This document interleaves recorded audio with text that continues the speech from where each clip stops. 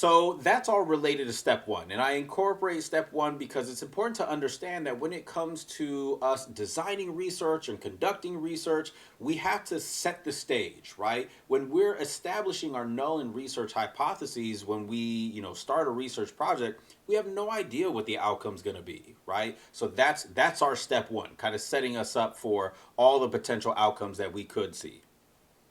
Step two is what we're going to refer to as setting the criteria.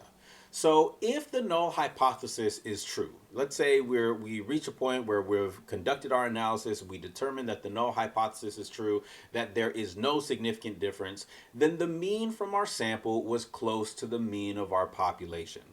As you're taking notes on this material, I want you to write that down. Okay, so or note it, however it is that you're taking notes, right? Null hypothesis is true means there is no significant difference, which means that the sample mean, okay, the mean from our sample was too close or was close to the mean of our population. Okay, so write it down just like that.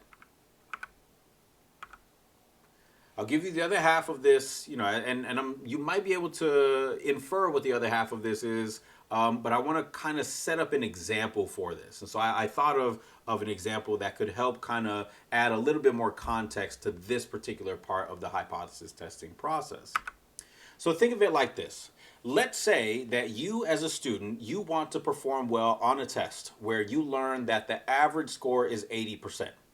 If you ask me, the professor, what can I do to get a score that's higher than 80%? And I respond to you with, well, people who studied for 3 hours got 80%, then you might think to yourself, okay, I want higher than 80%, which means I need to study for more than 3 hours, right? We don't know how many more, right? We haven't done any kind of testing to know how many hours are needed in order to exceed 80%. What we know right now is that studying for 3 hours results in an 80% on the test, all right, on average. So imagine that as kind of our, setting the stage for why we run this analysis, right? Much like I was describing human social behavior, this is one of those examples. We're wanting to know how much studying can lead to improved grades. So we as the researchers have to determine where the values are in a distribution that indicate significant difference. A moment ago, I said to you that when the sample mean is close to the population mean, then there's no significance. The alternative of that is when a sample mean is really far from a population mean, then it is significant. All right? But although using the language of sample mean too close to the population mean, not significant, versus sample mean very far from the population mean, so it is significant, we are the ones who determine, well, where's that difference between what's too close and what's too far? That's where we have this graph or this illustration on the slide here. All right. Notice that this illustration is a normal distribution, which we've seen many times before. And notice that the tails of this distribution, these areas on the far outside of this distribution that are shaded in, that they represent extremely low probability values.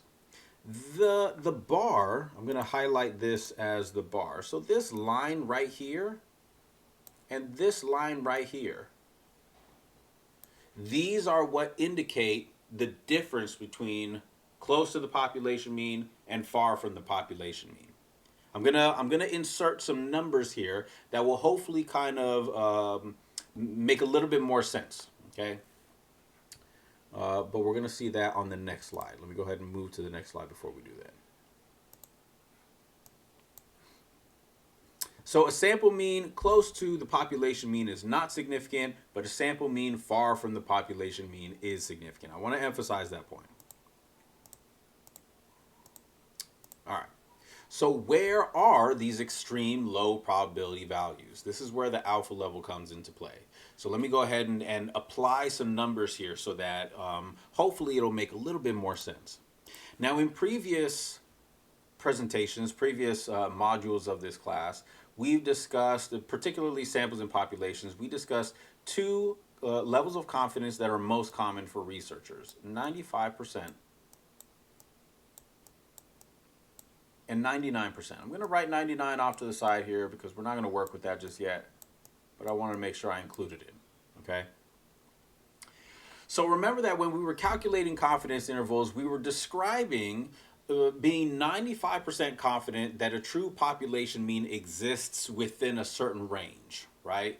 Now, the relationship between that 95% and this normal curve is that there are z-scores that we determined were related to 95% and 99%. All right, so I'm going to focus first on 95%. Remember that the z-scores for this, for 95%, this should be familiar, are plus or minus 1.96. I'll also include here, just as a matter of keeping this going the same way, that the z-scores for 99% are 2.58. So we're, like I said, we're focusing on 95%. So this 1.96 related to 95%, this is where we are drawing our lines for determining what is considered extremely extremely low probability. So at this line, this line here, we're going to write plus, that should be a plus,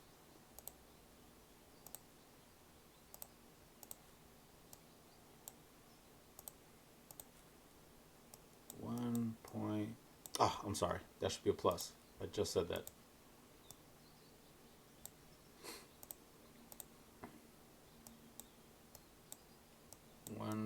.96, and this is negative 1.96. Now, at 95% confidence, this is where our z-scores come into play. This plus or minus 1.96. At 1.96 z-scores, anything that exists past that in this area, any z-scores that we calculate that are further from the mean than 1.96 will be considered significant. That is a wild looking S, but we're gonna run with it. We're gonna move forward with it, I should say. Significant. Similarly, any z-scores that are less than negative 1.96, excuse me, are also considered significant. Remember, we're working in the tails of the distribution. So it can be significant either to the right of the mean, where we have our positive values and further than 1.96, or to the left of the mean and, less than negative 1.96. Remember that our mean is right in the middle. We have that highlighted here. So, just to kind of insert a couple examples. Let's say that we are, working with this idea of, talking about what is too far from the mean or what is too close to the mean. If I collect a sample from my population, let's say I want to, relate this back to this idea of studying for an exam. Remember that 3 hours of studying led to 80% averages, right?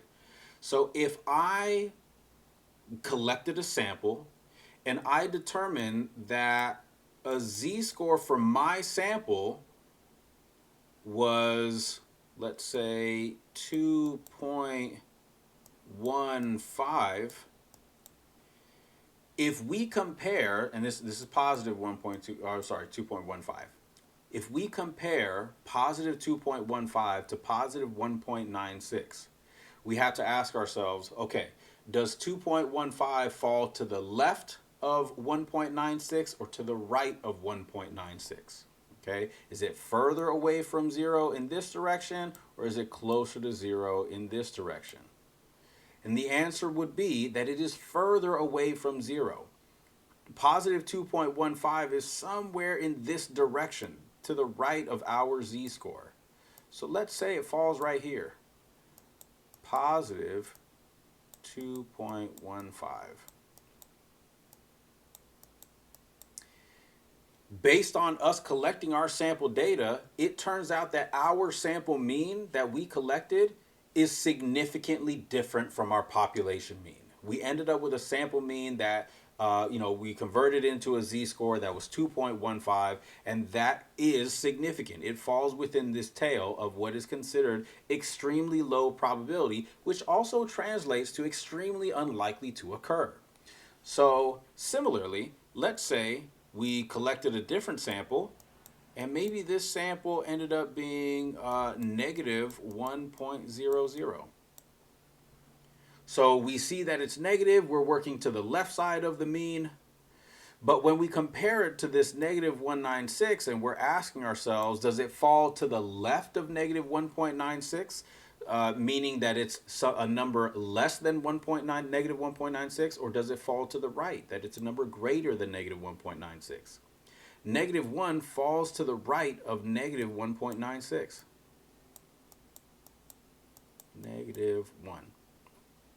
And if it falls to the right of this negative z-score that we've determined is our boundary, then that means it is not significant. So positive 2.15 is significant. Negative 1 is not significant.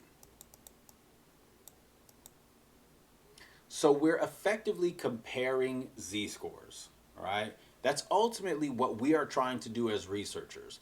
We figured out what population that we're working with. We collect data from it, and then we make these comparisons between what we've collected from our sample as it relates to the population that we're drawing from. Now that same thought process applies if we were instead working with a z of 2.58. Now we're just describing 99% confidence, right? So if we were to write in z equals 2.58,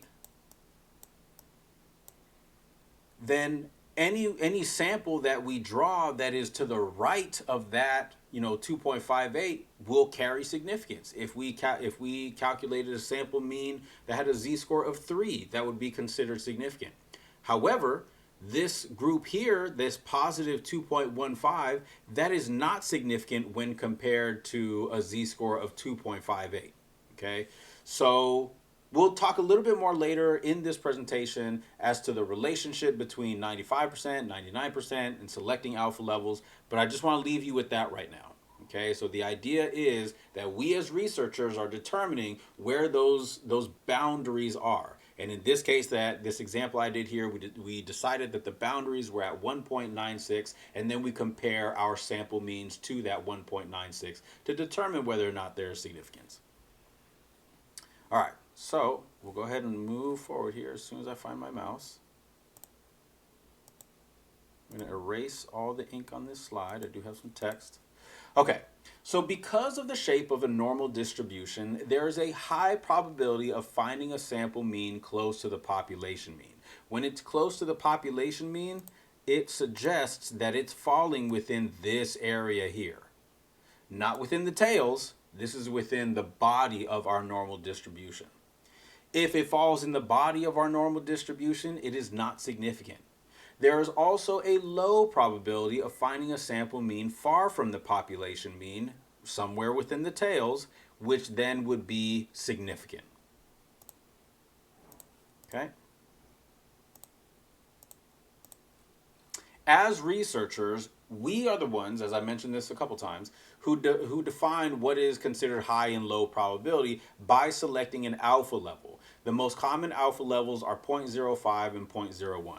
In the last module, I introduced you to alpha levels, and what I introduced you to was the idea that you can calculate an alpha level based on the formula 1 minus your level of confidence. Level of confidence.